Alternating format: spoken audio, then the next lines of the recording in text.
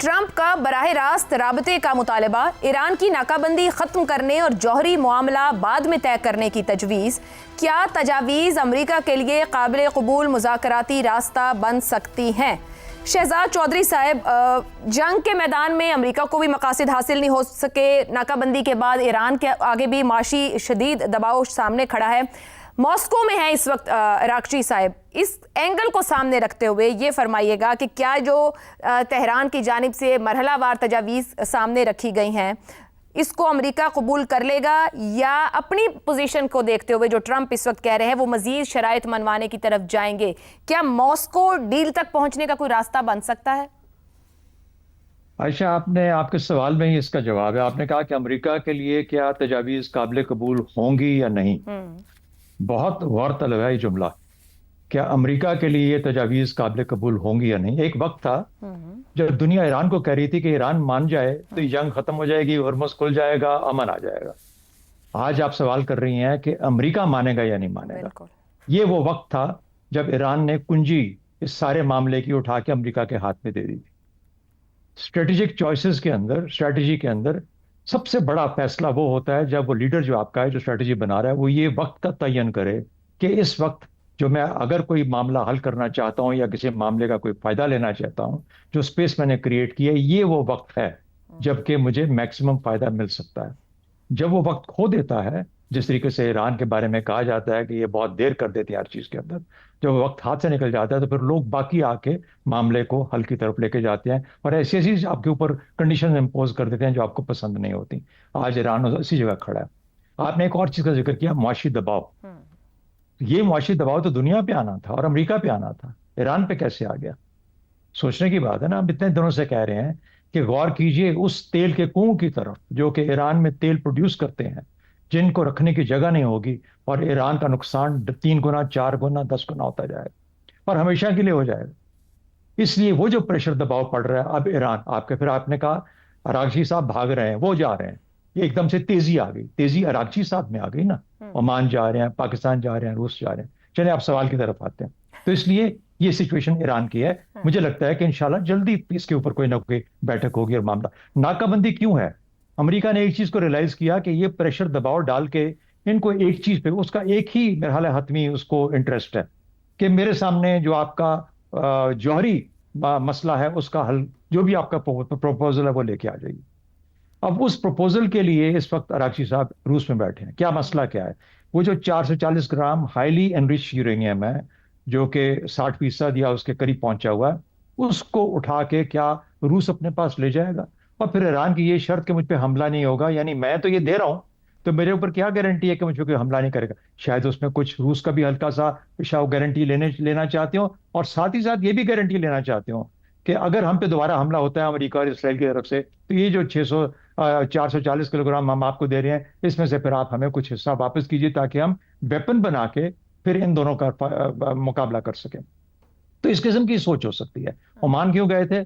Oman इसलिए गए थे कि क्या ये मुमकिन है कि मैं और तुम मिलकर यहाँ पे वो लगा दें हॉर्मुज़ के ऊपर, और हम हॉर्मुज़ के ऊपर लगा दें जिस तरीके से पनामा ने इंसिडेंटली $4 मिलियन फी शिप लगा दिया वहां पे, पनामा कैनाल वालों ने। पनामा मुल्क छोटा सा, इतना सा मुल्क है। सिमिलरली मलाका के अंदर इंडोनेशिया ने लगा दिया।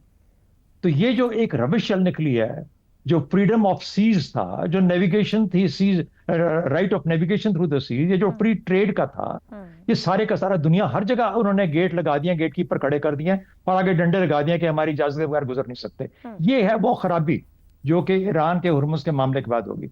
ईरान हुर्मुज़ मानेगा, अगर वो नाकाबंदी हटाएगा तो यही फैसला होगा कि नाकाबंदी हम हटाते हैं, तुम ये हुर्मुज़ से अपना कंट्रोल हटाओ, ये जो लेने वाला काम है इसको बंद करो। अलबत्ता अमेरिका ये चाह रहा है कि इससे पहले मेरे पास जो भी मसला लेके आना है, जिस किस्म का भी हल आपको पसंद है वो ले आइए, ताकि मैं उसके अंदर प्लस बैठ शहजाद साहब, एक सवाल की यहाँ पे इजाजत दीजिएगा। रशिया के रोल का आपने जिक्र किया, सवाल आपसे ये है कि क्या अमेरिका, रशियन जबान में आती है सहूलत ये कि इनरिच्ड यूरेनियम रशिया को दे दी जाए, तीसरे मुल्क को दे दी जाए, क्या अमेरिका रशिया को ये लेवरेज देगा या खुद से ईरान को कुछ इकोनॉमिक फैसिलिटी देते हुए वहीं डी ग्रेड या किसी और थर्ड मुल्क, स्विट्जरलैंड या कहीं और भेजने को बेहतर समझेगा? यानी कि अपना अपर हैंड रखेगा या रशिया को वो लेवरेज देगा इस डील या डायलॉग के अंदर? बड़ा अच्छा सवाल है। JCPOA में यही हुआ था, रूस को ये लेवरेज दे दिया गया था।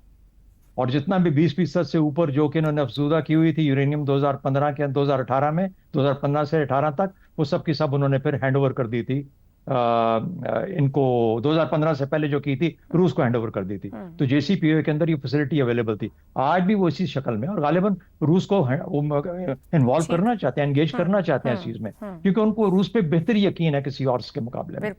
तो चाहते हैं कि ऐसा काम किया जाए। लेकिन यही वो चीजें हैं जो कि बैठ के तय करने वाली हैं। इसलिए मैं एग्री करता हूं कि नाकाबंदी खत्म होनी चाहिए, उस हुर्मुज़ के ऊपर जो है इसको बंद करना चाहिए, आके बैठें और उसके बाद मामला उस तरफ जौहरी मामले की तरफ लेके जाएं, ताकि दुनिया के ऊपर जो तलवार लटक रही है, चाहे मुआशी है चाहे किसी और शक्ल में, इसको हटा दिया जाए। मेरा ख्याल है काफी जुल्म हो चुका है दुनिया के साथ, अब इस जुल्म को बंद होना चाहिए। ठीक हो गया। रजा रूमी साहब, सिचुएशन यानी कि जब इस्लामाबाद टॉक्स हुए उस वक्त से अब तक कुछ तब्दील ऐसी हुई कि उस वक्त ईरान कह रहा था कि एक डिटेल के अंदर बात हो, एक्सटेंसिव पैकेज हो, हर पॉइंट और नुक्ते पर बात, और अमेरिका फौरी एग्जिट चाह रहा था कि जल्द अज जल्द कोई डील और इस मामले से निकले। आज सूरत हाल यह है कि ट्रंप इंतजामिया मुकम्मल डील की हामी दिखाई दे रही है, वो सोच विचार कर रहे हैं कि आप कर लें फिर देख लेते हैं बात, जबकि ईरान कह रहा है कि हम मरहलावार, हम यहां से एग्जिट कर लेते हैं, फिर हम अगली बात पर जाएंगे और फिर अगली पर जाएंगे। क्या तब्दील हुआ इन 2 हफ्तों में? देखिए, तब्दील तो बुनियादी तौर के ऊपर ये हुआ है कि अमेरिका के अंदर जो इस वक्त सियासी मामला हैं और पब्लिक ओपिनियन है, वो अब मजबूर कर रहा है ट्रंप इंतजामिया को कि वो इस जंग से बहरसूरत बाहर निकले और कोई रास्ता निकाले कि जिससे कि अमेरिका की जिसे कहना चाहिए मजीद इन्वॉल्वमेंट इस जंग में ना हो, क्योंकि ये इंतहाई गैर मकबूल जंग है। इसने सदर ट्रंप को भी अब गैर मकबूलियत के जिसे कहना चाहिए पीक पर ला खड़ा किया है। और इसके अलावा जो इसके माशी असरात हैं, इसका हम जिक्र करते रहे गाए बगाए, लेकिन वो माशी असरात जो हैं वो भी चुभ रहे हैं अवाम को। अमेरिका में हमेशा जो डोमेस्टिक सियासत होती है दुनिया में कई बेशतर ममालिक की तरह, वो महंगाई और जो जरूरी अशिया की कीमतें होती हैं उसके गिर्द घूमती है। अगर कीमतें बढ़ती हैं, प्राइसेस बढ़ती हैं, इन्फ्लेशन ऊपर जाती है, तो उस वक्त की हुकूमत या जो सियासी पार्टी रूल कर रही होती है वो अपनी कदर कीमत खो बैठती है। और यही हाल यहाँ पर हो रहा है। और इस वक्त बहुत ज्यादा खतरा है कि अगर ये यूं ही चलेगा तो फिर इसके सियासी नुकसानात जो हैं वो इरिवर्सिबल हो जाएंगे नवंबर में जब मिड टर्म इलेक्शन होने हैं। तो ये एक बहुत बड़ी एक फैक्टर है कि अमेरिका हर सूरत में चाहता है कि कोई रास्ता निकाला जाए, लेकिन वो रास्ता ऐसा हो कि वो कुछ अपने अवाम को, ट्रंप जो है वो अपनी फेस सेविंग भी कर सके। यही वजह है कि वो बार बार ऐलान करते जी हम जीत गए, हम जीत गए, हालांकि ऐसी बात नहीं है। और ईरान में भी ये अब जिसे कहना चाहिए एक थिंकिंग आ चुकी है कि वहां भी मेरे ख्याल से बहुत से लोग हैं कि जो ये चाहते हैं कि ये खत्म हो जाए ये जंग का, लेकिन कोई गारंटीज के साथ और किसी ठोस किस्म की अंडरस्टैंडिंग के साथ हो।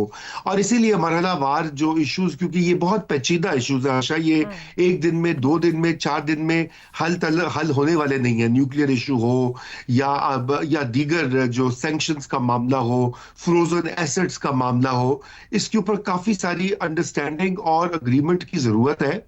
और ये बेहतर है कि अगर ये स्टेप बाय स्टेप हो और पहले आपने हुर्मुज़ जो है, आपके लिए, आपके ख्याल में क्या अमेरिका के लिए आसान है कि ईरान हुर्मुज़ से हटाए अपनी नाकाबंदी और वो ईरान की नाकाबंदी खत्म करे? तो ये क्या पहला एतमाद साजी का कदम हो सकता है?